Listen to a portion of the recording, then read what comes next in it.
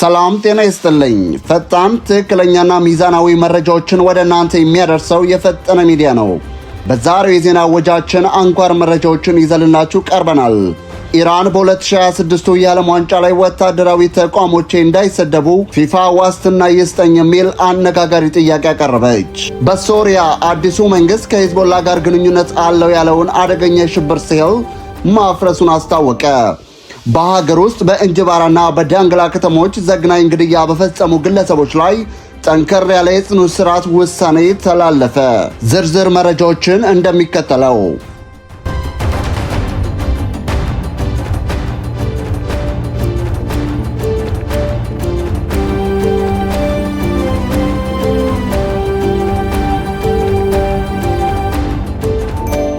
የኢራን እግር ኳስ ፌዴሬሽኑ ፕሬዝዳንት መህዲ ታጅ በይፋ እንደገለጹት የኢራን ብሔራዊ ቡድን በሰኔ ወር በአሜሪካ በካናዳና በሜክሲኮ በሚስተናገደው የ2026 የዓለም ዋንጫ ላይ ለመሳተፍ የደህንነትና የክብር ዋስትና ይፈልጋሉ።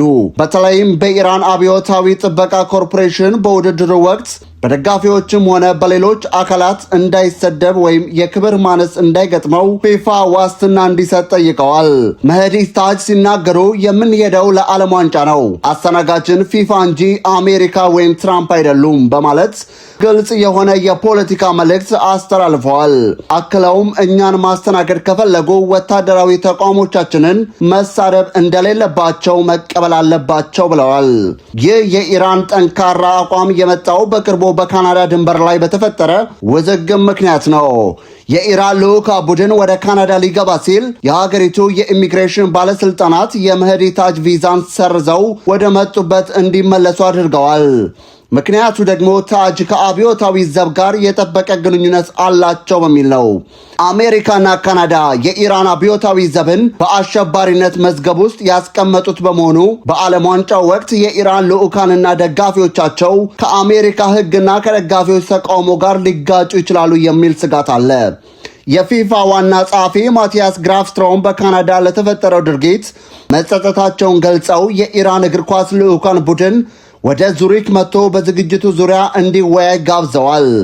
ይሁን እንጂ ፊፋ ለአንድ ሀገር ወታደራዊ ተቋም አይሰድብም የሚል ዋስትና መስጠት መቻሉ በስፖርቱ ዓለም አዲስ እና አነጋጋሪ ክስተት ሆኗል። ኢራን በምድብ ጨዋታዎቿ በሎስ አንጀለስና በሲያትል እንደምትጫወት ይታወቃል። እነዚህ ከተሞች ደግሞ ቁጥራቸው ከፍተኛ የሆኑ የኢራን ስደተኞችና የመንግስት ተቃዋሚዎች የሚኖሩባቸው በመሆናቸው በስታዲየም ውስጥ የሚነሱ ተቃውሞዎች ለኢራን መንግስት ትልቅ ስጋት መሆናቸው አልቀረም። እግር ኳስ አንድነትን ያመጣል ቢባልም የዘንድሮው የዓለም ዋንጫ ግን በዲፕሎማሲያዊ ፍጥጫ የታጀበ ይመስላል። ፊፋ በፖለቲካ ገለልተኝነቱና በኢራን ጥያቄ መካከል የትኛውን ይመርጥ ይሆን? የዓለም ዋንጫው ሜዳ ላይ ብቻ ሳይሆን በዲፕሎማሲያዊ መድረክም ተጀምሯል። በስፖርቱ ዓለም በዲፕሎማሲያዊ ፍጥጫ የታጀበው ይኸው የኢራን ስጋት ገና ብዙ የሚያነጋግር ይመስላል። አሁንም በመካከለኛው ምስራቅ ሳንወጣ ከአሳድ አገዛዝ ነፃ ወደ ወጣችው ሶሪያ እናመራለን። አዲሱ የሶሪያ መንግስት የጸጥታ ቁጥጥርን እያጠናከረ መሆኑን የሚያሳይ መግለጫ አውጥቷል።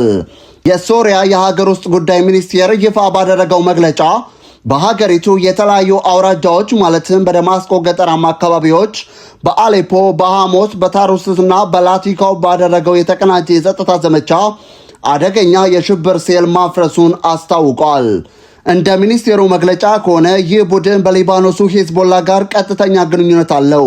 አባላቱ በሊባኖስ ውስጥ ልዩ ወታደራዊ ስልጠና ከወሰዱ በኋላ ወደ ሶሪያ ሰርገው የገቡ ናቸው። ዓላማቸውም አዳዲሶች የሶሪያ ከፍተኛ ባለስልጣናት በመግደል ሀገሪቱን ወደ ቀውስ መመለስ ነው ተብሏል። ሚኒስቴሩ የ11 ተጠርጣሪዎችን ፎቶግራፍና የተያዙ ፈንጂዎችንም እንደ ማስረጃ ለህዝብ ይፋ አድርገዋል።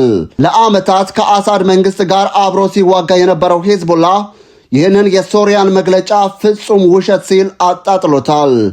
ቡድኑ በሰጠው ምላሽ የሶሪያ አዲሱ መንግስት ሆን ብሎ ሄዝቦላንና ደጋፊዎቹን ኢላማ እያደረገ ነው በማለት ከሰዋል።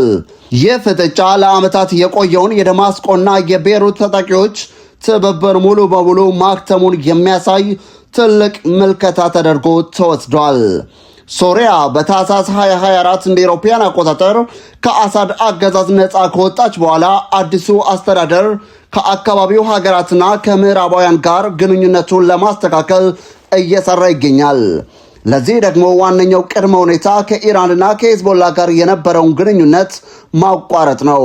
ይህ አሁን የተሰማው የሴል መፍረስ ዜና ተንታኞች በሶሪያ በእርግጥም ከውጭ የሚመጣባትን የተደራጀ ጥቃት ለመመከት ያላትን የጸጥታ አቅም እያሳየችበት ነው።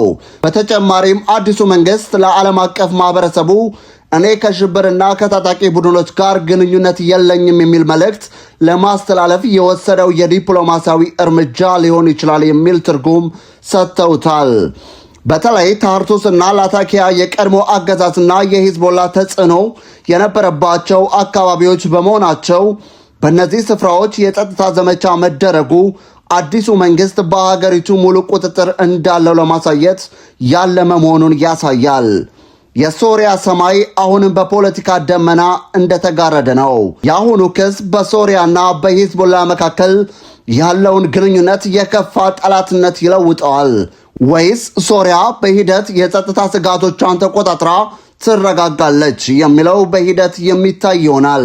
የሶሪያ አዲሱ አስተዳደር ከአካባቢው ታጣቂዎች ጋር ያለውን ግንኙነት እየቆረጠ መሆኑን ባሳወቀበት በዚህ ወቅት ወደ ሀገር ውስጥ መረጃዎቻችን እንለፍ።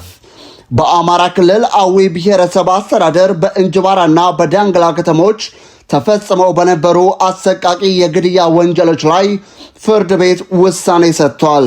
በእንጅባራና ዳንግላ የተፈጸሙ አሰቃቂ ግድያዎችና የተላለፉ ጠንከር ያሉ የፍርድ ውሳኔዎች።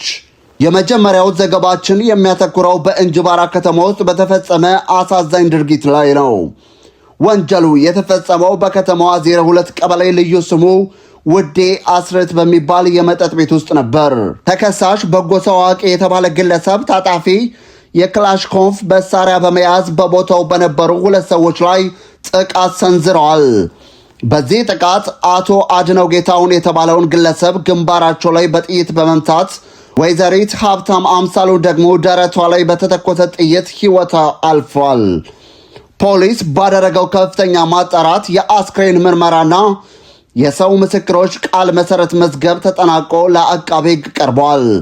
አቃቤ ሕግም በከባድ ሰው መግደል ወንጀል ክስ የመሰረተበት ሲሆን የአዊ ብሔረሰብ አስተዳደር ከፍተኛ ፍርድ ቤት ጉዳዩን ሲመረምር ቆይቷል። ተከሳሹ የፈጸመው ድርጊት ተደራራቢ የግድያ ወንጀል መሆኑን ፍርድ ቤቱ አረጋግጧል። በዚህ መሰረት ሚያዝያ 16 ቀን 2018 ዓ.ም በዋለው ችሎት ተከሳሽ በጎ ሰው አወቀ በ25 ዓመት ጽኑ እስራት እንዲቀጣ ተወስኖበታል። ሁለተኛው የወንጀል ዜናችን ደግሞ ከዳንግላ ከተማ ነው። በከተማዋ ዘለሳ ሲማልታ ቀበሌ ወረቡ ሻ በተባለ ስፍራ በመምህር ሲሳይ ሙሉ ቀን ላይ የተፈጸመው ግድያ እጅግ ዘግናኝ ነበር። ተከሳሽ ሽፈራው ይደርሳል የተባለ ግለሰብ በዱላ ላይ ፈራዲ የተባለ ስለታማ መሳሪያ በመግጠም በመምህሩ ላይ አሰቃቂ ድብደባ ፈጽመዋል። ድርጊቱ ሆን ተብሎ የተፈጸመና ጭካኔ የተሞላበት መሆኑን የፖሊስ የምርመራ መዝገብ ያሳያል። ፍርድ ቤቱ የሰውና የሰነድ ማስረጃዎችን መዝኖ ተከሳሹ ጥፋተኛ መሆኑን አረጋግጧል። ድርጊቱ በህብረተሰቡ ዘንድ ያለውን ሰላምና ደህንነት የሚረብሽ መሆኑን ታሳቢ በማድረግ ለሌሎች መሰል ድርጊት ፈጻሚዎች ማስተማሪያ ይሆን ዘንድ ተከሳሹ በ19 ዓመት ጽኑ እስራት እንዲቀጣ ወስኗል። እነዚህ ፍርዶች የሚያሳዩት በክልሉ እየተስተዋለ ያለውን የጸጥታ መደፍረስ ተከትሎ የሚፈጸሙ ወንጀሎች በሕግ ተጠያቂነት እንደማያመልጡ ነው።